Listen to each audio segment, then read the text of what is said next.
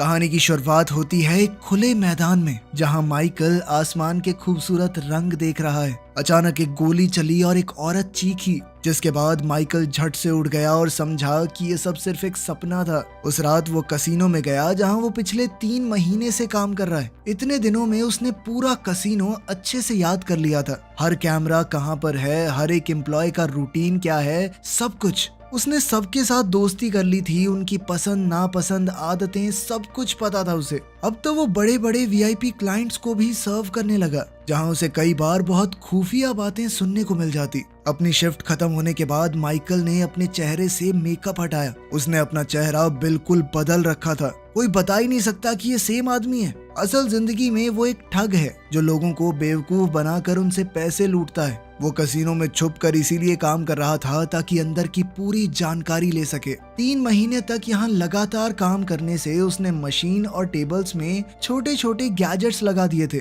और अब वो ढेर सारा पैसा जीतने के लिए पूरी तरह तैयार था। एक बिल्कुल नई अलग पहचान बनाकर वो कसीनो के अंदर गया और अपने फोन से एक छुपे हुए गैजेट को एक्टिवेट कर दिया, जिससे सभी कार्ड शफलिंग मशीन से अपने आप बाहर उड़ने लगे। फिर वो एक टेबल पर गया जहां उसने अपने मैग्नेटिक डाइस का इस्तेमाल किया। उसने पहले से वहां एक बटन लगाया था जिससे वो डाइस के रिजल्ट को बदल सकता है। फिर वो एक वीआईपी क्लाइंट के कमरे में गया जो कि सो रहा था, क्योंकि माइकल ने उसकी ड्रिंक में नशीली दवाई मिला दी थी। उसके बाद वीआईपी प्लेयर्स को प्राइवेट कमरे में ले जाया गया। तब माइकल ने उस बेहोश किए हुए आदमी का गोल्ड पास और कुछ फैंसी कपड़े चुरा लिए। माइकल तुरंत सर्विस एलिवेटर में गया और कंट्रोल पैनल में अपनी चिप डाल दी। जब एक एम्प्लॉय नए कार्ड्स को ले जा रहा था तो माइकल ने वीआईपी बनकर कहा कि कोई साला मुझे गलत फ्लोर पे छोड़ गया है, तुम सब की कंप्लेंट करूंगा मैं, ठीक है। जिसके बाद एम्प्लॉय थोड़ा डर गया और उसने कहा कि सर मैं लेकर चलता हूं आपको। लेकिन तभी माइकल ने अपने फोन की मदद से लाइट्स और एलिवेटर को बंद कर दिया। इस बात से एम्प्लॉय और घबरा गया कि वीआईपी अब और परेशान हो जाएगा और अब वो मदद बुलाने लगा कि जल्द से जल्द लिफ्ट को ठीक करो। इस सब के बीच ही माइकल ने बड़ी चालाकी से अपना बॉक्स वहां रख दिया और असली कार्ड्स हटा दिए। फिर सब कुछ वापस से ऑन करके वो वीआईपी रूम में गया, जहां एलेक्स नाम का एक आदमी भी है। माइकल ने स्पेशल चश्मे पहने थे जिससे वो कार्ड्स के नंबर देख सकता है। गेम शुरू हुई तो वो हर बार नहीं जीता ताकि शक न हो और दूसरे लोग और ज्यादा बेट लगाएं। फिर उसने बड़ी चालाकी से अपने कार्ड्स बिल्कुल परफेक्ट बना दिए और सारा पैसा लगा दिया। बाकी सब ने भी उसको देखते हुए सारे पैसे लगा दिए। अब वो एक ही झटके में करोड़ों जीतने वाला था। लेकिन तभी अचानक उसके पत्ते फिर से बदल गए। वो हार गया इतनी प्लानिंग के बाद भी। तीसरा प्लेयर जीत गया और उसने कहा मैं अब और नहीं खेलना चाहता। वो पैसे लेकर चल दिया। माइकल को शक हुआ और वो उस आदमी का पीछा करने लगा। उसने कहा तूने चीटिंग किया ना, चल सूटकेस दे अपना। लेकिन अंदर पैसे नहीं, सिर्फ कागज निकले। तभी अचानक से लाइट झिलमिलाई और उस आदमी का चेहरा बदल गया। वो तो असल में वो आदमी था ही नहीं जिसका माइकल पीछा कर रहा था। तभी पीछे से गार्ड्स आ गए और माइकल को पकड़ लिया, जबकि एलेक्स चुपके से वहां से भाग गया। माइकल को एक स्टोर रूम में कुर्सी से बांध दिया गया। एक गार्ड ने उसके मुंह पर मुक्का मारा। कसीनो का ओनर विक्टर भी वहां आया और पैसे मांगे। माइकल ने कहा कि मैं तुम्हारा वीआईपी क्लाइंट हूँ, मुझे मारोगे। इस बात पे तो उसे और मार पड़ी। तब उसने बताया कि वहां पर एक और ठग था, वो पैसे ले गया, उसने मुझे भी पागल बना दिया। विक्टर को उसकी बात पर यकीन नहीं हुआ और उसने 1 हफ्ते का वक्त दिया कि पैसे लेकर आ मेरे पास, वरना तेरा अंजाम बहुत बुरा होगा। इसके बाद माइकल एक छोटे से कसीनो में गया जो रेगिस्तान के बिल्कुल बीच में था। गार्ड्स ने उसे गन पॉइंट पर रोका, पर उनका बॉस लियोन वहां आया और कहा कि माइकल को आने दो, ये मेरा दोस्त है। दोनों ने साथ में ड्रिंक्स ली। माइकल ने देखा कि लियोन के गले में एक नेकलेस है जिसमें वही निशान है जो एलेक्स के टैटू में था। उसने लियोन से उस निशान के बारे में पूछा। लियोन ने कहा कि पहले मुझे अपनी कहानी बताओ, क्या कांड किया तुमने इस बार। जिसके बाद माइकल ने सब कुछ बताया। तब लियोन ने समझाया कि तू एक साइकिक से भिड़कर आया है। बहुत से लोग ये बात नहीं मानते और कई लोग जानते ही नहीं है कि कई ऐसे लोग हैं जिनके पास सुपर पावर्स हैं। वो लोग हम सब के बीच में ही छुप कर रहते हैं। वो लोग एक दूसरी दुनिया में घुसकर इस दुनिया की चीजों को बदल सकते हैं। लियोन ने उसे एक पुरानी किताब दिखाई जिसमें कुछ महान लोगों की ड्राइंग्स थी। उसने बताया कि ये सब लोग उसी दूसरी दुनिया से जुड़े हुए हैं। ये एक ऐसी जगह है जहां सबकी सोच और यादें जुड़ी होती हैं। जो लोग ताकतवर होते हैं वो उस जगह पर जा सकते हैं और वहाँ पर अपनी शक्तियों का अलग तरीके से इस्तेमाल कर सकते हैं। आम लोग भी उस दुनिया में जा तो सकते हैं पर वापस तभी आ पाएंगे जब उनके पास कोई ऐसा इंसान हो जो उन्हें वहाँ से लेकर आ सके। माइकल को ये सब सिर्फ एक मजाक लगा और वो हंसने लगा। लियोन इस बात से गुस्सा हो गया और उसने वो किताब निकाली जिसमें पावर वाले लोगों के नाम लिखे थे। उसने कहा कि जा एलेक्स को ढूंढ और पैसा लेकर आ। दूसरी ओर एलेक्स ने गॉर्डन नाम के एक इंसान से मुलाकात की और उसे सारे पैसे दे दिए। गॉर्डन ने एलेक्स से कहा कि मुझे भी दूसरी दुनिया में जाना है, लेकिन एलेक्स ने मना कर दिया। उसने कहा कि मैं नहीं चाहता तुम वहाँ खो जाओ क्योंकि तुम्हारे साथ बिजनेस करने में मजा आता है, तुम पर भरोसा है। दूसरी तरफ माइकल ने लियोन से पूछा कि क्या इस लिस्ट वाले लोग सच में हैं? लियोन ने कहा कि हाँ हैं, मैंने उनकी पावर्स खुद देखी हैं। इसके बाद माइकल के दिमाग में एक आइडिया आया। वो उन शक्तियों का इस्तेमाल करके एक ऐसी टीम बना सकता है जो किसी भी कसिनो को लूट लेगी। सबसे पहले उसने एरिक को ढूंढा, एक अमीर लड़का जिसके अंदर चीजों को अपने दिमाग से हिलाने की ताकत है, लेकिन वो कोई काम करना ही नहीं चाहता था। फिर उसे टोनी मिला जो कि एक टैक्सी ड्राइवर है और इलेक्ट्रॉनिक चीजों को कंट्रोल कर सकता है। माइकल ने जैसे तैसे दोनों को टीम ज्वाइन करने के लिए मना ही लिया। फिर उसे मिला केविन, एक ऐसा इंसान जो किसी को भी हिप्नोटाइज कर सकता है, जो वो दिखाना चाहे वही सच हो जाएगा। उसे इस वक्त एक मेंटल हॉस्पिटल के अंदर कैद करके रखा गया था। डॉक्टर्स उसकी शक्तियों को लोगों के डिप्रेशन को दूर करने के लिए इस्तेमाल कर रहे थे। माइकल ने उससे कहा कि तुम यहाँ अपनी जिंदगी बर्बाद कर रहे हो, मैं तुम्हें अमीर बना सकता हूँ। जब वो भागने के लिए तैयार हुआ तो नर्स भी उनके पीछे भागी। एरिक ने अपनी ताकत से चीजें उड़ाकर सभी पेशेंट्स को आपस में लड़वा दिया, जबकि टोनी ने अपनी ताकत से एम्बुलेंस को चालू किया और साथ ही गेट को खोल दिया। इस तरह वो सब बड़ी चालाकी से वहां से भाग गए। अगले दिन उन्होंने प्रैक्टिस की कि कसीनो में अपनी पावर्स कैसे इस्तेमाल करनी है। केविन अपनी ताकत से लोगों को हिप्नोटाइज करेगा और टोनी कैमरास को संभालेगा। उन सब की ताकत उस दूसरी दुनिया से आती थी। उस दूसरी दुनिया में जाकर एरिक अपने हाथों से डाइस को हिलाता था, तब वो असल जिंदगी में खुद ब खुद हिलने लगती थी। केविन बर्फ से बने एक इंसान को अपनी ताकत से कंट्रोल करता था और तब असल दुनिया में बाकी सब भी उसके कंट्रोल में आ जाते, जबकि दूसरी दुनिया में टोनी के आसपास एक बिजली का तूफान आया हुआ था और जिस भी इलेक्ट्रिक डिवाइस को वो हैक करता उसकी चिप उसके सामने आ जाती दूसरी दुनिया में। पहला टेस्ट उन्होंने लियोन के कसीनो में ही किया। शुरुआत में तो सब कुछ एकदम मक्खन चल रहा था, पर धीरे धीरे सिचुएशन बिगड़ गई। केविन बात समझ नहीं पाया और उसने गलती से एक एम्प्लॉय को थोड़ी देर के लिए अंधा कर दिया। वो एम्प्लॉय चौंक गया और जो आदमी हारा था उसने बंदूक निकाल ली। बंदूक देखते ही टोनी घबरा गया और कैमरास को संभालने की जगह उनमें शॉर्ट सर्किट कर दिया। माइकल ने दौड़कर उस क्लाइंट को रोका और सबको शांत किया। उसे समझ आया कि हमें कोई बेहतर तरीका ढूंढना होगा आपस में बात करने का, तभी वो सही तरीके से इस चीज को आगे बढ़ा सकेंगे। अगले दिन माइकल एक फ्यूनरल में गया जहां कई औरतें वेरोनिका से मदद मांग रही थी। तब कुछ काले कपड़े पहने आदमी वहां आए और वेरोनिका डर कर भाग गई। उसने अपने हेडफोन्स गिरा दिए जो कि माइकल ने उठाए। जब दूसरी गली से और आदमी आए, वेरोनिका एक पुरानी बिल्डिंग में छुप गई। माइकल ने उसके पास जाकर हेडफोन्स वापस दिए और कहा कि मैं उन आदमियों में से नहीं हूँ। वेरोनिका उससे दूर जाने लगी पर माइकल फिर भी उसके पीछे गया। वेरोनिका लोगों का दिमाग पढ़ सकती थी। उसने सीधे तौर पर माइकल से कहा कि मुझे तुम्हारे प्लान में कोई इंटरेस्ट नहीं है। तभी उन आदमियों में से एक ने उन्हें देख लिया। माइकल ने वेरोनिका को जल्द से जल्द वहां से भागने को कहा और उस आदमी को रोका। दूसरी तरफ गॉर्डन ने एलेक्स के कहने पर अपनी ट्रेनिंग शुरू की। एक दिमाग पर कंट्रोल करने वाले आदमी ने उसे दूसरी दुनिया में भेज दिया। अब गॉर्डन के पास भी ताकत थी लोगों के दिमाग को कंट्रोल करने की। जब उसका दिमाग बेहोश पड़ा था तो उसने एक पेंटर को मजबूर किया कि वो एक फेमस पेंटिंग की कॉपी बनाए। इसके बाद गॉर्डन ने म्यूजियम में काम करने वाले एक आदमी को कंट्रोल किया और कहा कि इस फेक पेंटिंग को असली पेंटिंग के साथ बदल दो।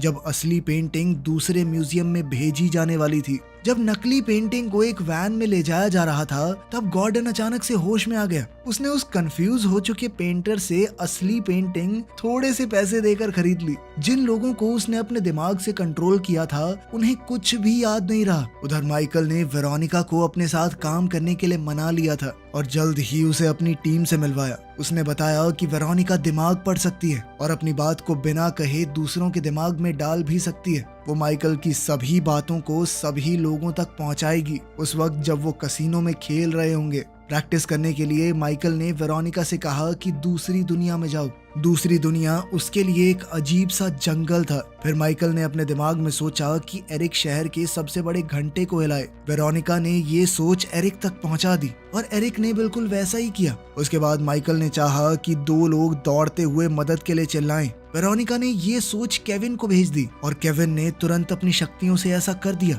इसके बाद माइकल ने सोचा कि काश टोनी इस सारे एरिया की लाइट्स में शॉर्ट सर्किट कर दे ताकि लोग घबरा जाएं और सारे पंछी उड़ जाएं। आखिर में माइकल ने वेरोनिका से कहा कि सबके दिमाग में डाल दो कि एक भूकंप आ रहा है। वेरोनिका ने बिल्कुल ऐसा ही किया और इन सारी चीजों को साथ में मिलाकर लोगों को यकीन हो गया कि सच में भूकंप आ रहा है। सब लोग भागने लगे, सिर्फ माइकल की टीम वहां पर रही। इसके बाद माइकल ने एक रेस्टोरेंट से कुछ ड्रिंक्स चुरा ली और अपना प्लान समझाया। उन्हें अपना भेस बदल कर कसिनो में घुसना होगा। हर मेंबर अलग टाइम पर आएगा। सिर्फ वेरोनिका माइकल के साथ आएगी उसकी मंगेतर बनकर। इसके लिए उन्हें अच्छे कपड़े और बढ़िया मेकअप चाहिए होगा। तो सब लोग शॉपिंग करने और स्टाइलिस्ट के पास गए।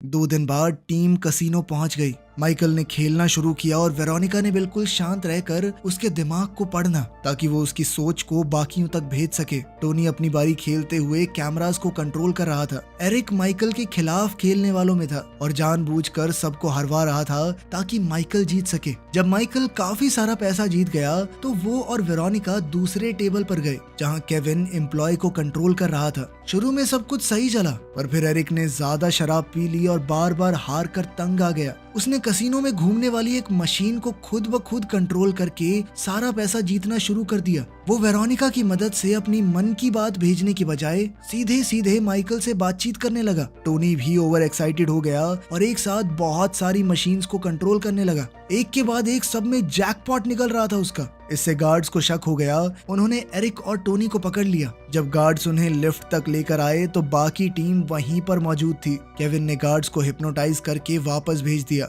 और टीम ने लिफ्ट में छुपकर बात की। माइकल ने उन्हें डांटा और समझाया कि अगर पकड़े गए ना तो जान से मार देंगे ये लोग, तुम जानते नहीं हो इन्हें। अब सबने वादा किया कि आगे से सिर्फ माइकल की बात मानेंगे। फिर वो सभी लोग आखिरी टेबल पर गए। माइकल ने अपने पूरे पैसे एक ही बेट में डाल दिए। केविन पत्ते बांटने वाले आदमी को कंट्रोल कर रहा था और एरिक डाइस को अपने हिसाब से हिला पा रहा था। उनका प्लान बिल्कुल सही चला और माइकल ने एक ही झटके में $10 मिलियन जीत लिए। फिर सब बीच पर गए, ड्रिंक्स पी और आग के आसपास जश्न मनाया। वेरोनिका थोड़ा दूर बैठी थी। माइकल उसके पास गया, कहने लगा कि हमारी काफी अच्छी टीम है, अगर साथ रहे तो बहुत पैसे कमा सकते हैं। लेकिन वेरोनिका ने साफ मना कर दिया। दोनों के बीच झगड़ा हुआ और दोनों ने एक दूसरे को बहुत बुरा भला कहा। उधर एलेक्स ने गॉर्डन के साथ डिनर किया और उसे कहा कि हमें ट्रेनिंग कैंसिल करनी होगी। एलेक्स ने कहा कि जब तक तुम्हें कोई ऐसा इंसान नहीं मिलता जिस पर तुम पूरा भरोसा कर सको, वहाँ पे फंसने का बहुत चांस है। गॉर्डन ने जब माइकल के बारे में पूछा तो एलेक्स ने बताया कि उसने नई टीम बना ली है। ये सुनकर गॉर्डन नाराज हो गया और बोला कि अब उन्हें कुछ करना पड़ेगा। अगली सुबह पूरी टीम कहीं जा रही थी और तभी अचानक एक एसयूवी उनका पीछा करने लगी। टोनी ने उससे बचने की कोशिश की पर तभी एक दूसरी एसयूवी भी आ गई। दोनों गाड़ियों ने उन्हें घेर लिया और टोनी को रोड के बीच में रुकना पड़ा। विक्टर अपने आदमियों के साथ निकला और पूरी टीम को पकड़कर उनके हाथ बांध दिए। माइकल ने कहा कि हमारे पास पैसा है, हम दे देंगे, पर विक्टर ने कहा कि मुझे तुम्हारे पैसे में नहीं, तुम्हारी ताकत के अंदर ज्यादा इंटरेस्ट है। माइकल के पास कोई ताकत थी नहीं, इसीलिए उसे पहाड़ी के किनारे ले जाकर गोली मार दी गई। उसका शरीर पहाड़ी से नीचे गिर गया। बाकी सबने ये देखा तो बहुत ज्यादा डर गए और अपनी दूसरी दुनिया में छुप गए। वो ये नहीं जानते थे कि ये सब कुछ एक चाल है। माइकल जिंदा है और उसे गॉर्डन के पास ले जाया गया, जो कि असल में उसका बाप है। गॉर्डन ने उसके हाथ खोल दिए। माइकल इस वक्त शॉक में था। उसे समझ आया कि उसके पिता ही ये सब करवा रहे थे। गार्ड्स ने उसे पकड़ लिया और गॉर्डन ने कहा कि तू 10 साल से मुझे इग्नोर कर रहा है, इसीलिए मुझे ऐसा करना पड़ा। याद है जब तू छोटा था हम दोनों एक खास दरवाजे के सपने देखते थे। अब मुझे पता है उस दुनिया में कैसे जाना है। थोड़े दिन बाद विक्टर के कसिनो में टोनी, केविन और एरिक को जबरदस्ती एम्प्लॉयज बनाया गया ताकि क्लाइंट्स को आसानी से हराया जाए। एक दिन जब वो अपने कमरे में वापस आए तो देखा कि बाथरूम में एक प्लम्बर काम कर रहा है। वो कोई और नहीं बल्कि माइकल था। उसने देखा कि वेरोनिका वहाँ नहीं थी। बाकी लोगों ने बताया कि उसने विक्टर के लिए काम करने से मना कर दिया था और तब से वो कोमा में है, क्योंकि माइकल की मौत देखने के बाद वो अपनी दूसरी दुनिया से बाहर ही नहीं आई। उस रात टेबल के ऊपर लाइट्स फ्लिकर होने लगी। टीम ने विक्टर को घेर लिया और कहा कि हम ये काम छोड़ रहे हैं। जिसके बाद गार्ड्स ने उन्हें एक स्टोर रूम में बंद कर दिया और एक नए गार्ड को वहां सिक्योरिटी के लिए तैनात कर दिया गया। ये भी भेस बदल के माइकल ही था। उसने सबको आजाद किया और भागने का प्लान समझाया। केविन ने एक गार्ड को मजबूर किया कि वो अपने की कार्ड से लॉक खोल दे, जबकि माइकल ने एक चाबी चुरा कर एलिवेटर को बेसमेंट में ही अटका दिया। आगे के कॉरिडोर में तो लेजर लगी हुई थी। माइकल ने टीम को वहां काम पर लगाया और खुद वेरोनिका को ढूंढने गया। उसने हिसाब लगा लिया था कि वेरोनिका किस कमरे में बंद होगी। उसने एक मास्क पहना और गैस बॉम्ब गिरा दिया वहां पर। गार्ड को ढेर करने के बाद उसने वेरोनिका को उसके कमरे से बचाया। टोनी ने कुछ लेजर्स तो बंद कर दिए पर सारे नहीं। अब इतनी जगह बन गई थी कि एरिक ध्यान से बीच बीच से निकलकर तिजोरी तक पहुंच सकता था। उसने अपनी ताकत का इस्तेमाल करके तिजोरी खोलना शुरू किया। लेजर तो बंद हो गई थी पर अलार्म बज गया। गार्ड्स तिजोरी वाले कमरे की तरफ दौड़ने लगे, लेकिन लिफ्ट काम कर नहीं रही थी और दूसरी ओर एक हिप्नोटाइज्ड एम्प्लॉय उन सब के ऊपर गोली चला रहा था। गार्ड्स ने हमला करके उस हिप्नोटाइज्ड आदमी को गिरा दिया और जल्द से जल्द कॉरिडोर में घुस गए, लेकिन तब तक एरिक ने तिजोरी खोल ली थी। वो सब अंदर घुस गए और दरवाजा बंद कर लिया। विक्टर ने अपने आदमियों से कहा कि जैसे ही ये लोग बाहर आएंगे उन्हें मार दिया जाए। तभी माइकल ने बताया कि प्लान तब तक खत्म नहीं होगा जब तक वेरोनिका नहीं जाग जाती। सबने उसे समझाया कि अगर तुम उस दुनिया में गए इसे बाहर लाने के लिए तो मर भी सकते हो, तुम्हारे पास शक्तियां नहीं है। लेकिन माइकल ने फिर भी जाने का फैसला किया। केविन ने अपनी शक्ति से उसे हिप्नोटाइज करके दूसरी दुनिया में भेज दिया। माइकल एक सफेद सी जगह पर पहुंच गया जहां उसकी जिंदगी की सारी चीजें तैर रही थी। उसे बीते हुए कल की आवाजें आ रही थी। माँ की मौत, पुराने इलीगल काम, जेल का समय, सब कुछ याद आ गया उसे। जल्द ही उसे वेरोनिका की आवाज भी सुनाई दी, जिसमें उसने माइकल को एक खुदगर्ज इंसान कहा। एक दरवाजा आया और माइकल उसके पार चला गया। वो एक बड़े से मैदान में जा गिरा जहाँ कई दरवाजे हैं और आसमान के रंग बहुत खूबसूरत। ऐसा लग रहा था एक तूफान आने वाला है, तो वो एक दरवाजे के पीछे छुप गया। वो तूफान बहुत तेज था, लगभग उसे मार ही देता, लेकिन माइकल ने अपना हाथ उठाया और तूफान रुक गया। एक इशारे से उसने पूरे तूफान को जमीन पर गिराकर मैदान साफ कर दिया। फिर माइकल जमीन पर बैठा और वेरोनिका की यादों पर ध्यान दिया। अचानक जमीन फटने लगी और वो मैदान शहर में बदल गया। माइकल सीढ़ियां चढ़कर ऊपर गया और देखा वेरोनिका आसमान के रंग देख रही है। जब उसने पास जाने की कोशिश की तो देखा कि उसके आसपास एक फोर्स फील्ड है, एक अदृश्य ताकत जिसे वो नहीं तोड़ सकता। उसने जोर जोर से धक्का दिया और चिल्लाया, लेकिन वेरोनिका ने जवाब नहीं दिया। फिर माइकल ने सोचा कि अपने दिमाग से उस तक बातें पहुंचाने की कोशिश करता हूँ। इससे बिल्डिंग्स नीचे गिरने लगी और वो एक खाली जमीन पर बारिश के नीचे आ गया। वो फोर्स फील्ड अभी भी वेरोनिका के आसपास उसकी सुरक्षा कर रही थी, लेकिन अब वो माइकल की आवाज सुन सकती है। उसने कहा कि वो असली दुनिया में वापस नहीं जाना चाहती, क्योंकि वहाँ उसे किसी से मतलब नहीं है, कोई उसका इंतजार नहीं कर रहा। माइकल ने समझाया कि मैं जिंदा हूँ, लेकिन वेरोनिका ने उसकी बात पर विश्वास नहीं किया। तब माइकल ने उनकी पहली बार मिलने की याद भेजी। दोनों भागे और जब माइकल छत पर आया तो उसने वेरोनिका से कहा कि तुम्हारे पास कोई और हो ना हो, मैं जरूर हूँ। वेरोनिका ने माइकल का हाथ पकड़ा और दोनों एक मैदान में वापस आ गए जहाँ हर तरफ दरवाजे थे।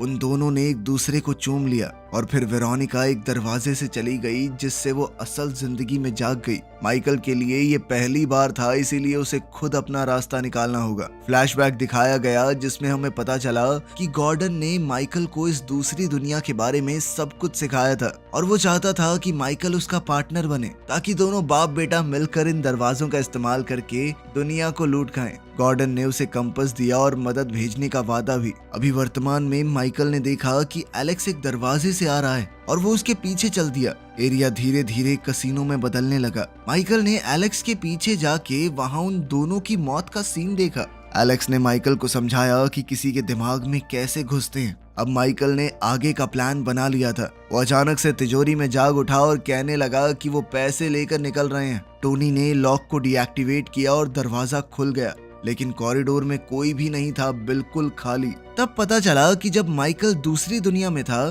तो उसने विक्टर के दिमाग में घुसकर उसे ऐसा भरोसा दिला दिया कि टीम तो पैसे लेकर पहले ही भाग चुकी है। जिसके बाद विक्टर ने अपने गार्ड्स को कहा कि जल्दी से बाहर जाकर उन्हें ढूंढो, और यही वजह थी खाली कॉरिडोर की। इसके बाद तो टीम बड़ी आसानी से पूरे पैसे लेकर वहां से निकलकर भाग गई। वीडियो पसंद आई तो लाइक कर देना, चैनल को सब्सक्राइब कर लेना। मिलते हैं अगली वीडियो में।